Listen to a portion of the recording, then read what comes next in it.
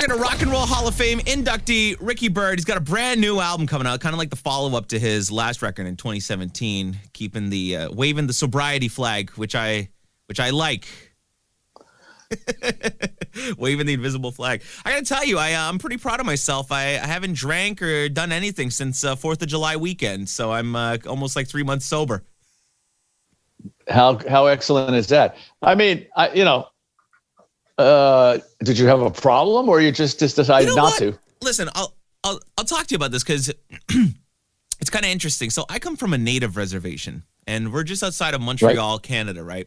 And a native reservations across the country, there's just massive addiction problems, and it really does stem from the intergenerational trauma that our people have dealt with. From dealing with residential schools and having our culture essentially attempted to be beaten out of us, and the ethnic cleansing by the governments and Catholic Church, and all of that stemming down from generation to generation.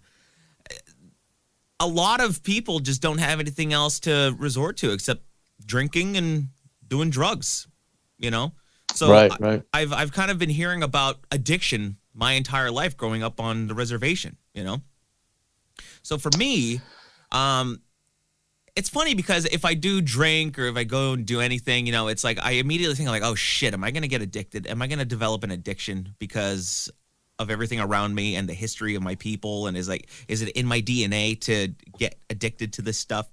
But luckily I've never had an issue.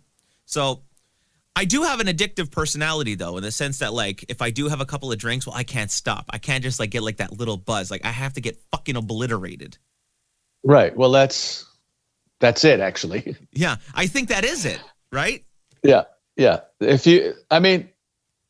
a few variables on why people go down that rabbit hole, right? And some of it is I guess it's two-sided for me. Like it's the disease of addiction, alcoholism is in my family. My dad, his father died from as a direct result from it, and and then there's situation. So there's the predisposition because it's in your genes, Yeah. And then there's situational, which is what you're talking about. It's like if somebody lives in a building and there's, everybody's drinking and drugging, sometimes you get just involved in it because it's situational. You're like, it's around you all the time. Right. And I mean, there's so many variables to this. It's such a complicated issue. Why do people do it? I mean, there's doctor evidence that for people that have the disease of addiction, there's a part of the brain, like the pleasure centers, So when for certain people, when it flips the switch, when you do that first one, you get this overwhelming craving and obsession to do more, And I mean, because we all, I'm not gonna say we all, but like when I was at 13 years old, like most of us, we were all. We were smoking pot or we were having beers. I started when I was 13, right? So then you get into bands and this and that. Not everybody, but a lot of us were experimenting back then as young teens and stuff. Not everybody became addicted to stuff. No. Some people grew out of it. I'm sure there's some people my age that every once in a while, light up a joint or something to watch a movie. But then there's some of us in a lot of places. So. Yeah. But there's some of us that are have an actual clinical disease that when you do the first one, it opens up this Pandora's box, and it's almost impossible to stop. So, and a lot of people don't make it, to the other side. Which we know that. All you got to do is watch TMZ.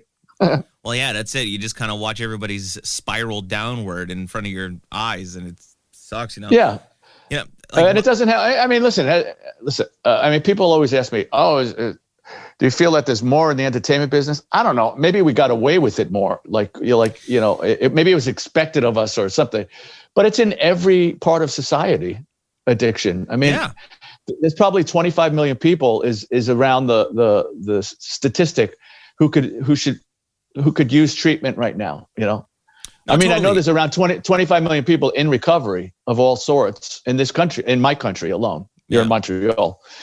So, I mean, there's a lot of people out there hurting, and some people find their way out. Unfortunately, not everybody makes it, and there's solutions out there, but you gotta reach out. That's the first step. Well, that's the thing, for me, it's like, coming from my community, there's a lot of resources when it comes to addiction. We've got like a whole like community service wing of our community services department that they just specifically deal with addiction and these issues. And it's almost like people are either embarrassed to kind of admit that they have a problem, or they just don't come to terms with, I go out and have, like 6 or 7 beers and just hang out and whatever. It's not an addiction. I think it's casual. But if it becomes a consistent thing, it's kind of a problem. And I kind of noticed that. Or if you get in your car, even if it's not consistent, but if you get in your car and you have a car accident and hit 2 people, that's probably an issue. Yeah. It may not be consistent. That's what I'm saying. It's so complicated. Like there's a saying in recovery: it's not how much or how often you drank a drug; it's what happened when you drank a drug, and that's the deal. So if you get high once a month, but you wind up, doing god awful things or hurt other people, then you have a problem. Yeah, and it's not even just physically hurting. It's at least worth looking at. Yeah. Absolutely. Emotional torture on other people, Yeah. There's a lot of parts. There's a lot of parts to this, but the first part of changing is to admit that you have some sort of a problem. That's until you do that, then you're never going to search out the solutions. No, totally. Like, my dad's actually been over a year sober now. He used to drink a lot, but like, it wasn't like, I think it was just like self-medicating in the sense that, he lost his grandmother and his brother was sick and it was a whole thing. And once our grandmother kind of, died, I think he kind of like sobered up and was like, you know what, this isn't helping. It's not really doing anything. Fuck it. I'm going to get sober. And one of our cousins actually goes to AA and he's like one of like the big flag wavers, and his story will just bring you to tears. And he's been trying to get me to, he's like, come to an AA meeting and just see what it's like. I'm like, I think I'm good. I think I'm okay. But it's so there's some people that go through stuff in their life and they don't know how to deal with it. And the way they deal with it is by numbing themselves through drinking or drugging or gambling or sex, whatever it is. Yeah. And then when it passes, it passes. So, not everybody is a drug addict or whatever you want to call it, has a substance use disorder or an alcoholic behavior. Some people drink to get through stuff or but if it keeps going, like once you're through it, you could use it for an excuse. Like I went through this. So if you had my life, you would be drugging and drinking too. Yeah. No, I just know about my story. I went to school 2 years ago with a lot of time clean and sober. I just wanted to find out, okay, I know who I am. I know what I did. I want to know why clinically I'm this way. And so I went to school and I got certified as a drug and alcohol counselor in training. You need like a lot of hours. Right. Which I'm obviously not getting right now. You need a lot of hours in partying or a lot of hours in recovery? No. No, I had the hours in partying already down. I had more than enough. You need hours in school. You go to school, then you need hours in working in a treatment facility to actually get the stamp of like, okay, now you're not a counselor in training, you're actually a counselor, and you got to take a test, but you got to get the hours. Yeah. And I also got certified as a recovery coach too. So, I learned a lot about the clinical side of this as well. It's good to know. I enjoy knowing that. There's actual reasons why I did certain things. Like, why can't I do just one of something? Right. People like say, "What was your thing, man?" Because I go to a lot of treatment facilities. They always want to know what your thing was. Yeah. What was and your I always thing? say, I was addicted to more. More is the worst addiction possible. Well, it could be anything. So, for example, I don't drink or drug anymore, right? But like, let's say I'm having. Like stuff is not going my way. Let's just call it, and I need instant gratification. So you buy a guitar that you can't afford, right? Like or like how many guitars do you need? Right. And then what always happens is, for me, I'm not gonna talk about anybody else. What happens for me is like you have to have this guitar. Mm-hmm. So here's what happens. So you see something on eBay, and you go, "Wow, that's cool, man. I like that. How much is it? Oh, it's a little too much for me, but it's cool." So what happens is once you go on that, it keeps showing up in your freaking timelines. Mm-hmm. And that's horrible for somebody that's got an addictive personality, you know? So, no, I've been in that so what situation happens is, too. what It's happens like, you know, where you need to like fill that little void, but A, you don't know what the void is, but then you see something and it's like, you know, I love like leather jackets and I love guitars. Those are like my two like vices. And it's like, you know, I go and see something. I'm like, oh, you know what? I don't need this, but it would feel so good having it. temporarily. Yeah, temporarily, because it fills the void, so to say. But then Because once you get it, well, the end of my story is, you know, it keeps coming up in your timeline, you know, over and over, and then eventually you're at a weak point, something happens, you're at a weak point, and you just hit buy, right? So, and then you get it, and you're loving it, and you're playing it, and then it goes in the case after 2 weeks, and it's with the rest of them, you know. And it's just like people that buy clothes or you know, constantly, and then it winds up in your closet, and you never wear them. It's almost like it's just like you want a pat on the back. You need some instant gratification. Now, look, there's nothing wrong with buying guitars, and there's nothing wrong with buying leather jackets. But when you start putting yourself into debt and you're spending money that you should be paying your Con Ed bill or whatever whatever your bills are, then you're looking at something else. Then you're looking at kind of obsessive behavior, and people get ruined like that too. They overspend. They max out their credit cards. You know, that's an addiction. So it's not only drugs and alcohol, man. It's like it runs the gamut. Yeah, it could be anything. So what was your moment that made you say, you know what, fuck it, I need to stop my shit and I need to stop. Well, so there was an actual plan. I was turning 30, and I was, it's like I always say, I started smoking pot when I was 13. So that's using. That's what that's called. And yeah, it was nothing at the beginning. It was like I was a kid, right? We were all teenagers, and we'd just go to concerts or whatever it was, you know, not at 13, but and then as I hung out with different crowds, that added other stuff to my arsenal of getting numb, right? And still, though, I'm still a teenager. So yeah, there were some funny moments. There was moments you woke up in some strange person's house, you know, all that stuff that happens. Still just no consequences, really, no responsibilities. When you hit your 20s and you're still doing the same thing and there's consequences, okay, so now it's starting to get weird, right? Yeah. You know, you're not showing up for things, you're not paying your bills, you know, it's all kinds of stuff. So it was like, you know, good times, fun, big laughs until somebody gets hurt, right? And I know people, I could name 3 or 4 people that were all part of that little, you know, teenage crew that never made it past their teenage years because they OD'd. You know, I would say so. The whole turn was late 70s, 78, 79, 80, when cocaine became it was everywhere, right? Right. I mean, listen, you know, I was taking ups like a lot of people, like you would take Black Beauties or something when you were 17, 18 to stay up to go to a concert or whatever. Right. When cocaine showed up in this society on a different level, because all I knew about it when I was a kid, you'd see it on TV, you know, in a movie or something like that. It was kind of the rich people's drug at one point. Then it started showing up in neighborhoods, in the music business, because I was already doing records and touring. I kind of took to that, you know. It was awful. I hated it, but I couldn't stop doing it. Right. You know, and listen, it's not like I did it every day, but I'm saying, like, when I did it, it always ended poorly. And as time went on, as I got close to the 30, I would do it more and more often and bigger amounts. And then you'd start selling stuff to buy, you know, all the money that was coming in, you would sell a guitar to go get this, or, you know. Yeah. So the trajectory was definitely there, and it was getting worse. You would start to just you just weren't responsible. You didn't show up for important events, and, you know, you were always out of it. Yeah, completely out of it. And it was a mixture. I took, you know, a lot of pills and drinking, of course, and pot went through the whole 18 years.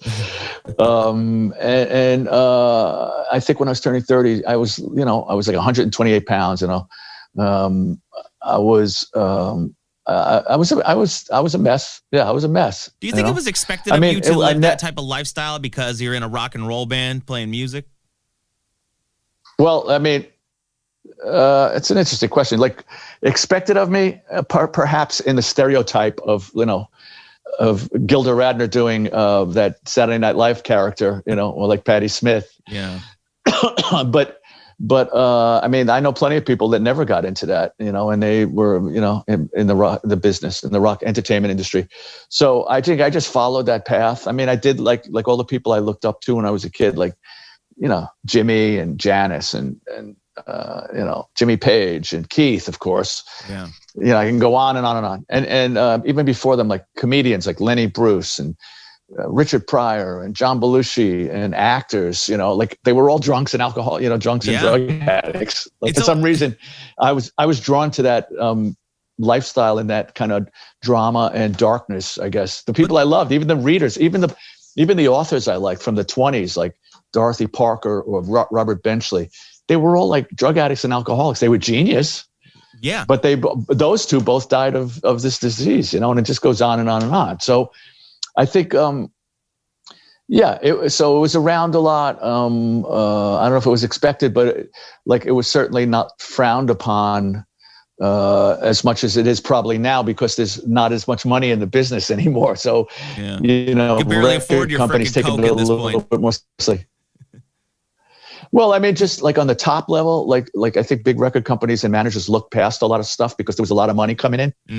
I mean, I've certainly heard of album budgets where there was definitely a drug a percentage on there for just that. I mean, that's the way it was. Like you could, what can I tell you? Yeah. But not everybody, but there was definitely there. It's like notorious, legendary stories. So I was turning 30 and I said, that's it, I'm done. And I started to keep a record of my, diary from 30. So I'm born in October. So from that October until September, which is like my anniversary is September 25th, my sober anniversary, I was keeping a record, and every day it was the same thing. Like tonight, I'm going to just have a club soda and we'll go out for dinner. We'll go straight home. And, or if I was on the road, it's like, I am not going to, and the next day it was like, okay, so tonight I'm not going to do it, and this was dude, I have my diary. It's proof. Like every single day was the same thing. Yeah. And that was when I finally, I realized, wow, this ain't good. I can't really stop, can I? On my own. And I ran into somebody from a 12-step spiritual program, who I was at a wedding, and we were sitting next to this person, and I asked her if she had anything. I asked her if she had anything, and she said, no. And she started talking about like her new life. And I was like, it's the last thing I want to hear right now, but she planted a seed, and she's the person I called 2 months later. A month later. That was in August. I called her in September, and she took me to a spiritual 12-step room. And there you go. Wow. And 33 years later, I'm still rocking it. That's amazing. I mean, you pulled through. You came out of it. It's fucking awesome. I came out of it. Yeah, and listen, I've made like 101 dopey mistakes in recovery, like personal stuff, but I haven't picked up a drink or a drug, and that's the victory. At the end of the day, yeah, that's the ultimate victory, I think. For me, for a person that has this issue, it's either, what do they say, jails, institutions, or death. I mean, I for sure, if I would have kept going, something bad would have happened. I had a couple of near misses, where I was did too much, and I thought I was going to have a heart attack, or I did collapse my lung back in '83 from overdoing some stuff. Yeah, really. Shit, man. So it's just a matter of time, bro. Like if you keep doing it, something's you're gonna just you're gonna hit that final wall if you keep going. No, I hear you. And these days, like it's different. It's a different, like the drugs go in cycles, right? So I don't know if coke is still big or anything, but like opioids, that's today's on the street drug, right? Yeah, it's the big thing. Which is killing people left and right. And also people, dealers are mixing it with fentanyl, which is used for keep people with cancer, try to keep them pain free at the end. That's what fentanyl is. They're mixing it. They're mixing it with stuff.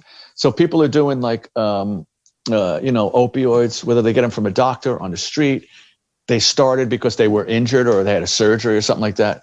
I mean, that drug is turning people that have no addictive predisposition into compulsive and obsessive, because it doesn't take, more than a week or so to become physically addicted to it.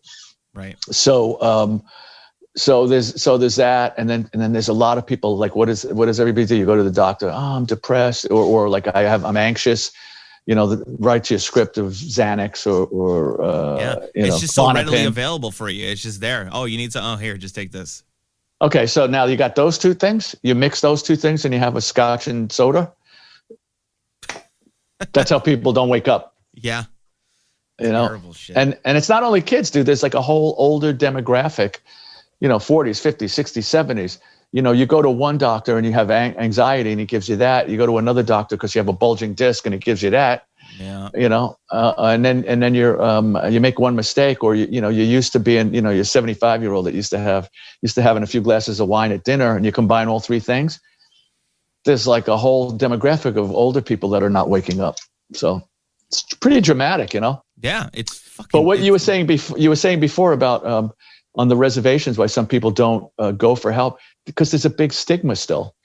Yeah, it's way better than it used to be. I mean, when I changed back in '87, I mean, yeah, there was some treatment facilities, but it's like everybody knew Betty Ford Clinic, and there was some hardcore stuff.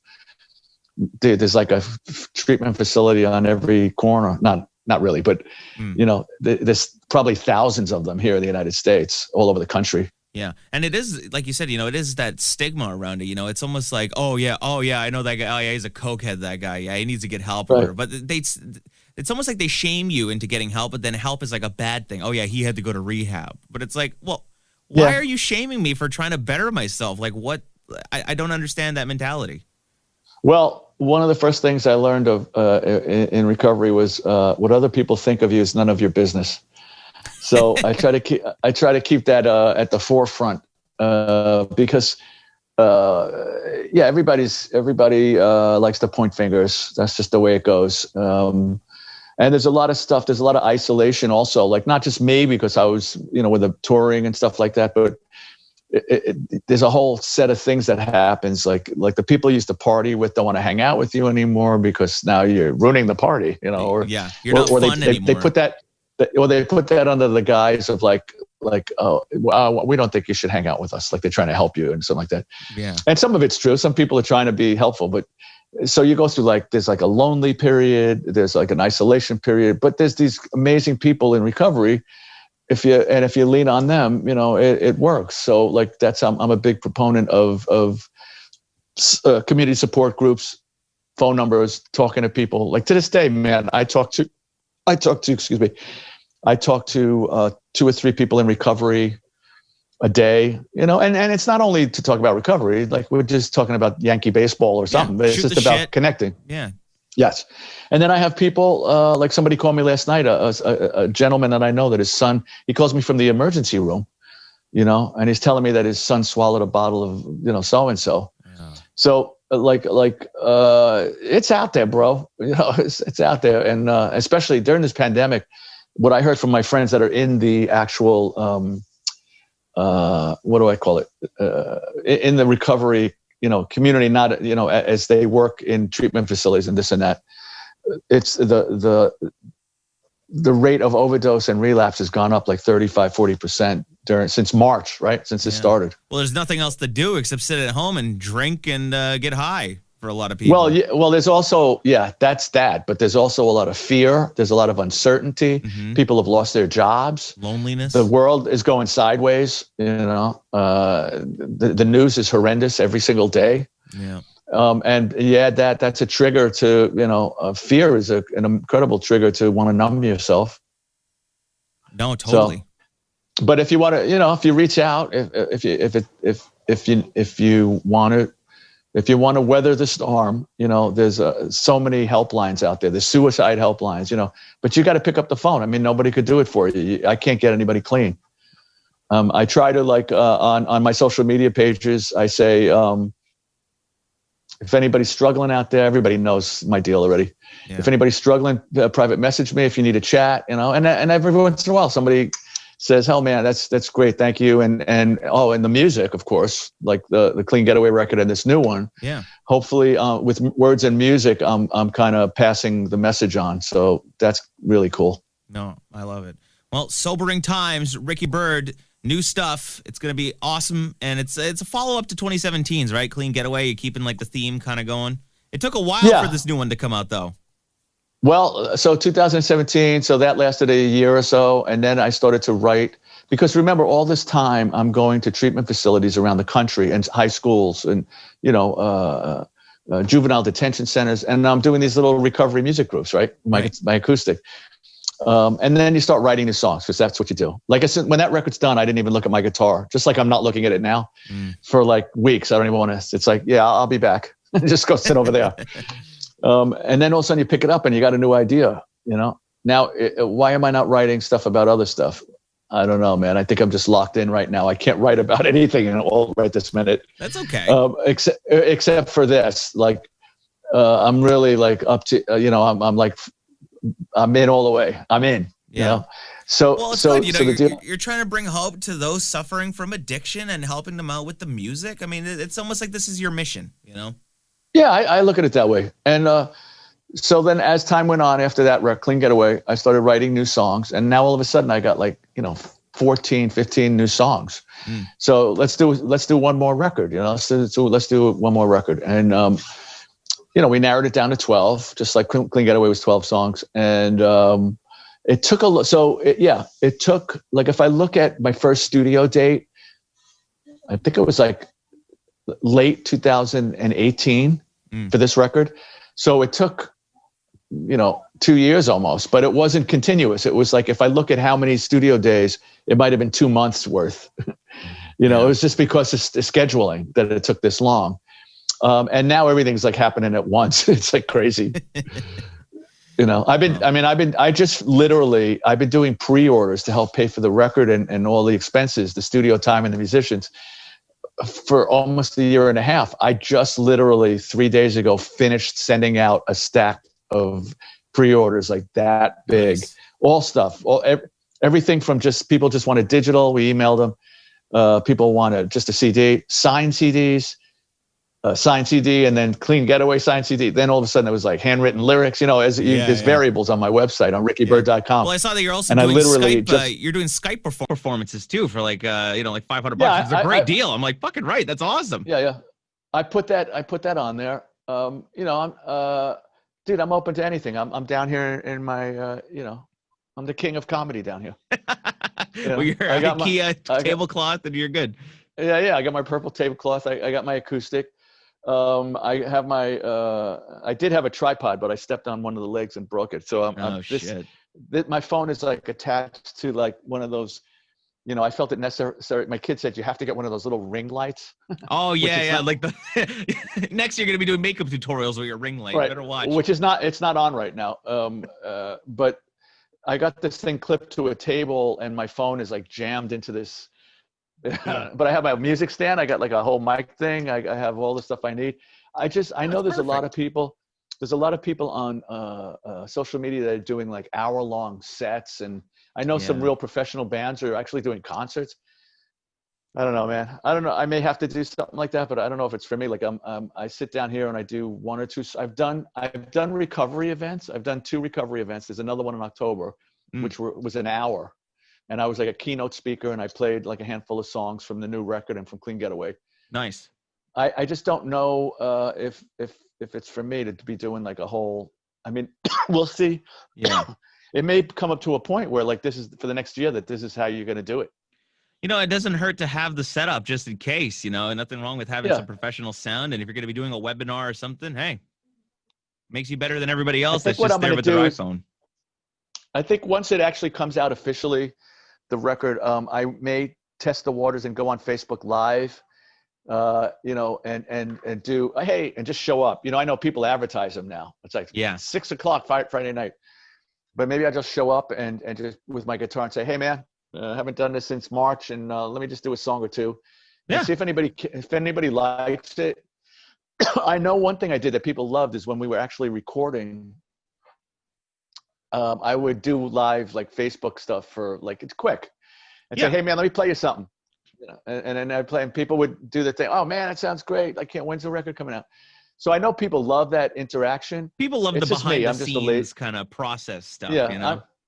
I'm just like a lazy bastard. You know, I'd rather watch baseball and you know, Yeah. just goof around. But I may have to do some stuff like that. I've been offered to play some gigs. I'm certainly, I don't know. I'm not ready yet, bro. I'm gonna wait to see what happens. No. I don't want to Stay be home. around a lot of people. Yeah, it's scary. And I know they try to be safe. Like they have these drive-in things. You know, I played with Southside Johnny for like a year and a half or something like that back 8 years ago. And he, I know, has done a handful of those drive-in shows, which look interesting. It's kind of cool. You know, I mean, Yeah, it's kind of like, you there. know, a novelty thing. It's kind of something, oh, we're going to the drive-in to see a concert. It's going to be fun, you know? But Yeah. nothing like Yeah. feeling. And there are people, I've seen some people, I don't know what the hell's going on with this, that don't care that they're packing a club or something. And I'm like, whoa. Hey, look, you know what?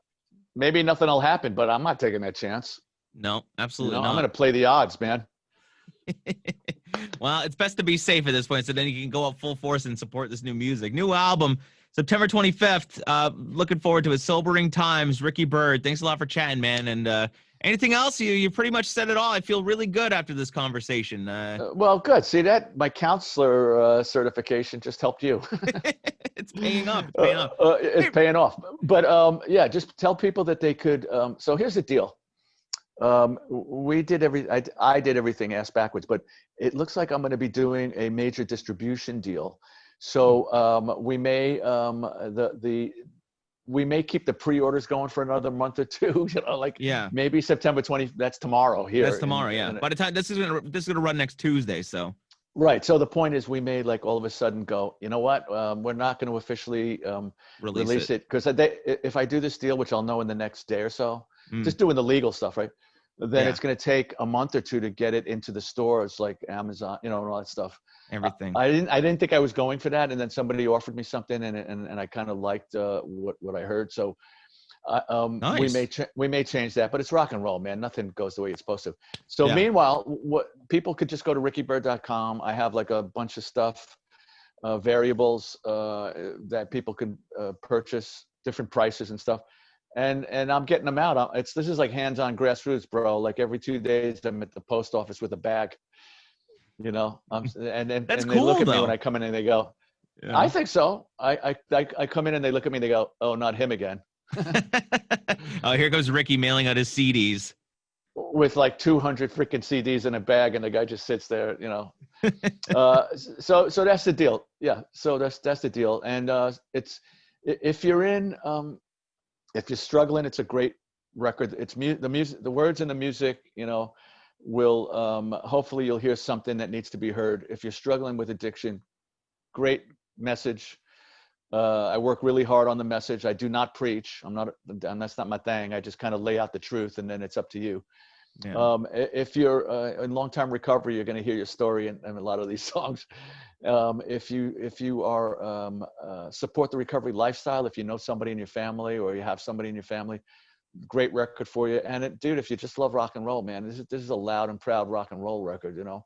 And there's some acoustic stuff. There's beautiful acoustics, loud and proud rock and roll, and all points in between, man. You know, it's just the message. The message is just I'm trying to be transparent and helpful. How's that? I love it. That's exactly. That's perfect. You know. And these are sobering times, aren't they? They are sobering times. No better time to do it. I'll tell you that. So I agree with you.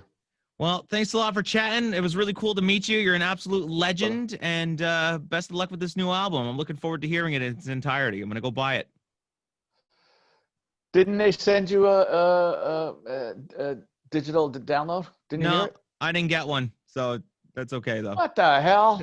Well, I think I got a link, but I don't like to do that. I like to buy this thing and put it in the CD player. If it's vinyl, I like to buy the vinyl. I like to support the artist. I love that attitude. Oh, let's talk. Let me just say about vinyl. When I did the pre-orders, I had vinyl as one of the things. I didn't really get enough people wanting it for the cost of what it costs to manufacture, even a small run. Oh, okay. But with this distribution company I'm talking to, they were talking to me about vinyl. So hopefully down the road, I mean, I would love vinyl. It was just too like I got like 15 people wanted vinyl, and You know, the least you can do is 500 or something ridiculous, and it's Ooh. expensive. Yeah, and you don't want them if you want to sitting do it in right. Well, that's in your it. basement. Yeah, it's in gonna your be sitting in basement your with all the T-shirts you didn't sell from 3 tours ago. Well, I hear it. Do you have a lot of merch left over down there? No, not really. I mean, I have. I'm looking at a box of T-shirts of Clean Getaway T-shirts that were from my foundation that I had, not specifically for the CD. Right. But they're on. I actually put them on my website, so people want this nice clean Ricky Byrd's Clean Getaway. Nice. I only have women's left. All the guy stuff's sold out, so I got like tank tops for women. Just start wearing them around Which the is house. Put them to which use. is what you want to which is what you want to sell like as winter's coming closer. Yeah, everyone needs a tank top in the snow. Timing's everything, man. Yeah. All right, All right, Ricky. brother. Well, it was great to talk to you. Great to meet you. And yeah, let's keep in touch. This was awesome. You too. Go buy another leather jacket. Yeah, and guitar. And gonna go do some blow. Terrible joke. Please don't do that. All right, man. Talk soon. All right, brother. See you later. Bye. Bye.